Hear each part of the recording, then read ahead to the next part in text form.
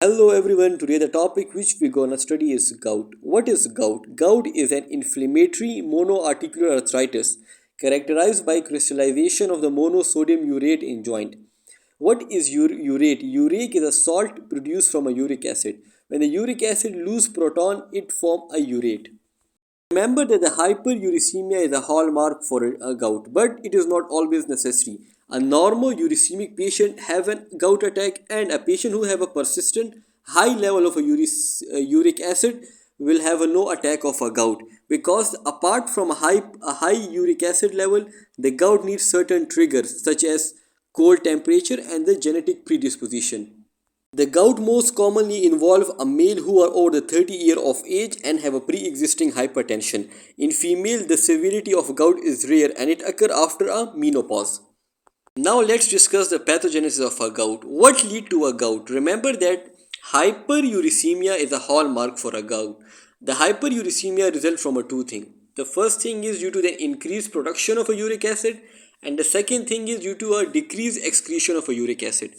The disease which cause the increased production of a uric acid include Lesch-Nyhan syndrome, the enzyme phosphoribosyl pyrophosphate synthase overactivity, and a disease which cause increased cell turnover, including chronic hemolysis and myeloproliferative disorder and a tumor lysis syndrome.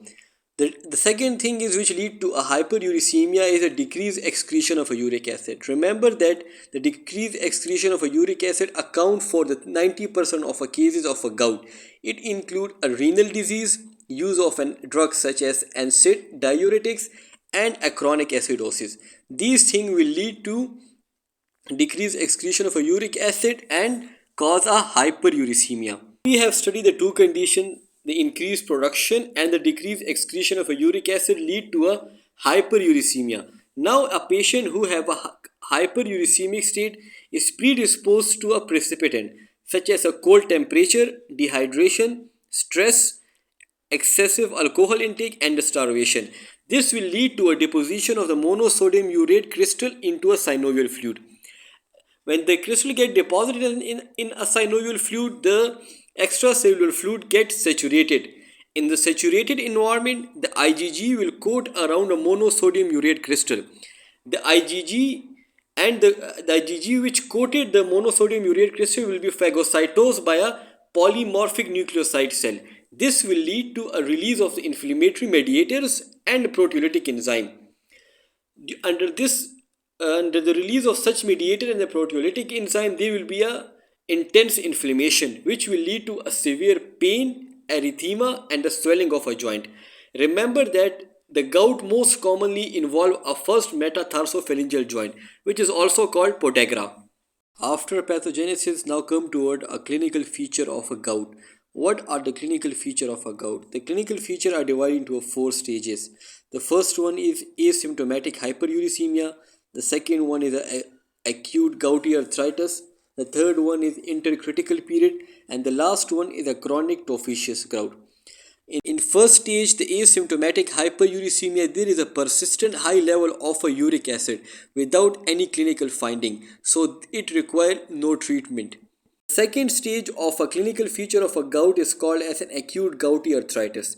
It peaks at about 40 to 60 year of age. It manifests as a sudden severe pain. The pain is so severe that it awake a patient from a sleep. It most commonly involves a big toe, the first metatarsophalangeal joint, which is also called as a podagra. Apart from the podagra, the other joint involved are ankle and the knee. The pain is associated with cellulitis, erythema, swelling, tenderness, and warmth. It usually resolves, and after resolution, there will be a desquamation of an underlying skin. Now come toward a third stage of a clinical feature of a gout. The third stage is called as an intercritical gout. Remember that it is an asymptomatic period after initial attack. Remember that the patient after an initial gouty arthritis manifests in a three form. The first one is that the patient will not have another gouty arthritis attack. The second one is that 60% of the patient will present with another attack of a gout within first year of life after the initial attack, and the 75% people will present with another attack of a gout in about 2 years. Remember that with a subsequent attack, the severity of a pain will increase and there will be a more chances of a polyarticular involvement. Mean that initially the gout will involve one joint but later it will involve many joints. Last stage of a clinical feature of a gout is called as a chronic tophaceous gout. In this condition, there is a formation of a tophi. Tophi are a uric acid crystals which are deposited in a connective tissue. It is predominantly present in extensor surface of the forearm, elbow, knee, Achilles tendon and on a pinna of the external ear. It occurs in those patients who have uncontrolled hyperuricemia for many years, such as 20 years. This will lead to a destruction of a cartilage and the deformation of the underlying bone. Remember that the tophi are difficult to find these days because we have a drugs which reduce the level of a uric acid. So when we reduce the level of a uric acid, there is a very rare chances for the formation of a tophi.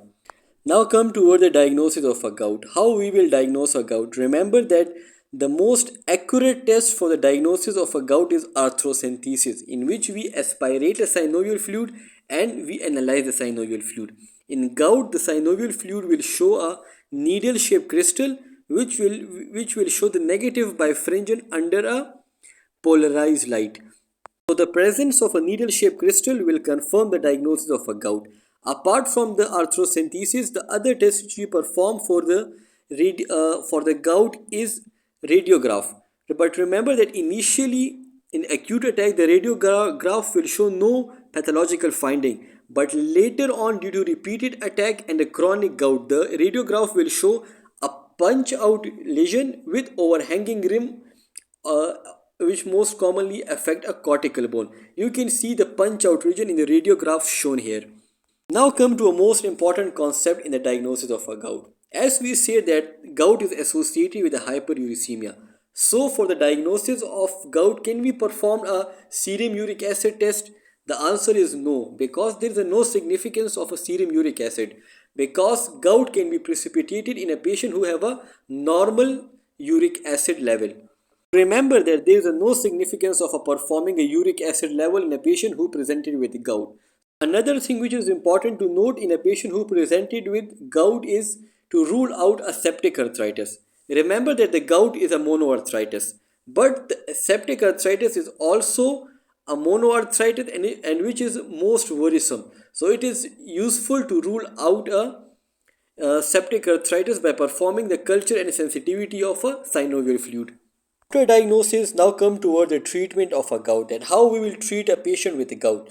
When the patient presented with a gout, the treatment are classified into two categories. The first one is a treatment of an acute gout. When a patient presents with acute gouty arthritis, the first line treatment is Nsaid. In Nsaid, the indomethacin is the most commonly used, but any other Nsaid can be used. When the patient are not responding to Nsaid, we can replace an Nsaid with a colchicine. The colchicine is more effective, but it is less favored because it have a severe side effect, such as it can cause a severe diarrhea, nausea, vomiting, abdominal cramp, and can cause a cytopenia, and it is contraindicated in renal failure. When these two drugs, Nsaid and the colchicine, fail, then last resort for the treatment of a gout is corticosteroid. Remember that we can use an oral steroid or a intra-articular steroid. The oral steroid is given in a course of 7 to 10 days, and the intra-articular steroid can only be used when only one joint are involved. When many joints are involved, it is better to give a oral steroids. So this is how we will treat a patient with acute gouty arthritis. Remember that aspirin is also an NSAID. So can we use an aspirin for the treatment of a gout? The answer is no, because the aspirin in high doses cause the reabsorption of a uric acid from a kidney. So it will lead to a hyperuricemia. So the aspirin is contraindicated in a patient who has a gout. So in a nutshell, the use of aspirin for a pain control in our gouty arthritis is contraindicated because it will lead to a hyperuricemia and further exacerbate the condition. And if the low dose aspirin which patient is using for a cardiovascular accident can be continued, because the low dose aspirin cannot cause a hyperuricemia. We have completed how to treat a patient who presented with acute gouty arthritis. Now we will study that how we will treat a patient with a chronic gouty arthritis, or how we will prevent the attack of a next gouty arthritis. In this regard, the first step is a lifestyle modification. In a lifestyle modification, the first step is to lose a weight, to reduce the alcohol intake and reduce the food which have a high purine amount, such as seafood and red meat. And the last step in the lifestyle modification is to avoid a drug which cause hyperuricemia, such as thiazide and the loop diuretics. So remember that thiazide cause a hyperuricemia, but along with the hyperuricemia, it can cause a hyperglycemia, lipidemia, and hypercalcemia. Remember the mnemonic hypergluc. So the thiazide can cause a hyperglycemia, lipidemia, uricemia, and the calcemia. After lifestyle modification, the next step is a prophylactic medical therapy. But remember that to initiate a prophylactic medical therapy, the patient should have at least 2 or 3 attacks of a gouty arthritis. After that, we can initiate a medical therapy. So the first line drug or the drug of choice for the prevention of next attack of arthritis is allopurinol. The allopurinol inhibit the enzyme xanthine oxidase. The xanthine oxidase causes the conversion of a xanthine to hypoxanthine. This hypoxanthine will further change into a uric acid. So by inhibiting an enzyme xanthine oxidase, we inhibit the production of uric acid. The dose of uric acid is 100 to 300 mg per day. In renal failure, we can use allopurinol, but we use a low dose of allopurinol. Remember that the allopurinol are contraindicated in acute attack of an arthritis, and when we use allopurinol prophylactically, we use Nsaid and colchicine, because by the use of allopurinol we can precipitate a gouty attack of a gouty arthritis. So prevent this acute attack, we use Nsaid and colchicine. So once the effect of allopurinol get evident, we taper the dose of Nsaid and colchicine. The newer drug febuxostat, which is a non-purine analog inhibitor of a xanthine oxidase, can also use in place of an allopurinol. These both have a same efficacy, but the febuxostat have a less side effect. Apart from the xanthine oxidase inhibitor, the another class of drugs used for prevention of a gout is uricosuric drug. These include a probin acid and the sulfenpyrazine. These drugs increase the excretion of a uric acid through kidney. So these drugs are indicated when the patient have a normal kidney and the creatinine clearance greater than 80 ml per minute, and the urine uric acid is less than 700 mg per day. So under these conditions, we can use a uricosuric drug. But remember that the uricosuric drug are contraindicated in a patient who have a renal failure and a urate stones. So it's all about a gout. If there is still any question, you guys can ask in a comment section. Stay tuned for a more update.